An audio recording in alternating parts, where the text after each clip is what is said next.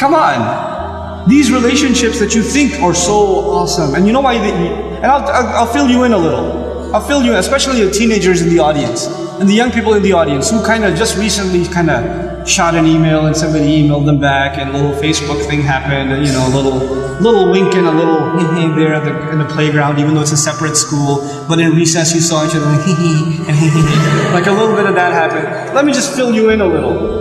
You know, all of this is a product of low self-esteem. You think you're ugly. So if a guy thinks you're cute, you're like, really? I'm beautiful? You know, you have low self-esteem. You think nobody's gonna like you, nobody's gonna want to marry you, and all of that stuff. And on the other hand, the guy, like, you know, we don't have good friendships and good relationships, and we're looking for something. And most of the guys, I don't have to tell you what's going on in your head. You and I have ijma' on this issue. The things that go on in our head. There's no reason for me to explain all of that to you, you know.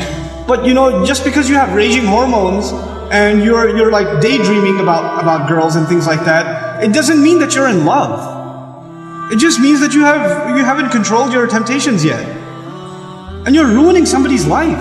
You're ruining an entire family. You realize what you're doing?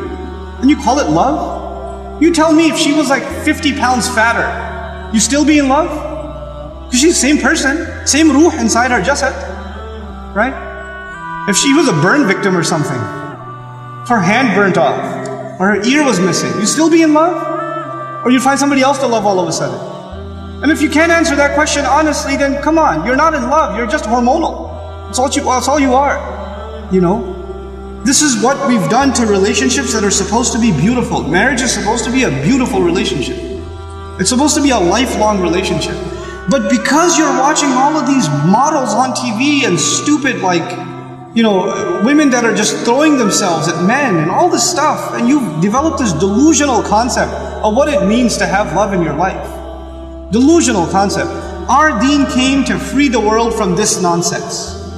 To free it. Because we have a more mature understanding of what it means to have love in your life. You know, to have, I'm not saying you shouldn't marry someone you like, you should. You should be attracted to your future spouse. All of those things are fine. But there's a decency that you have to exhibit before then. You know? And if you're okay with talking to a girl like that, you should be okay with somebody talking to your sister. You're okay with that too? Not if you have any ounce of decency left inside you. If you do, then, you know, this is how we have to end these things. And no, if you've been in that kind of relationship, or you're in one of those relationships right now, nobody knows. Only Allah knows and you know. Don't raise your hand, please. Right? But I'm saying, you're like, after today's lecture, I have decided I no longer want to be your friend. You know, don't even write that, because even then you're looking for a response. You're kidding yourself. And then you're checking, did she write back? Yes, we should no longer be friends. And then you'll write back, you're right, we really shouldn't be friends anymore. And then she'll write back, yeah, never again. And then you're still doing it. Just stop, just cut it off. Just cut it off. It's not good for you. And guys, I've done a whole series on shame, so I won't repeat the whole thing because it took hours and hours and hours, but I will tell you this. It's okay to be attracted to a girl. Allah put that in you.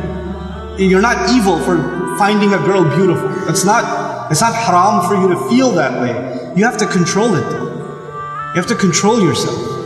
Our deen teaches us self-control. And if you cannot exhibit self-control in one aspect of your life, you'll lose self-control in other aspects of your life. Same thing for you. Same thing for you. Control yourself. Control your giggle. Control your overly friendly demeanor in certain situations.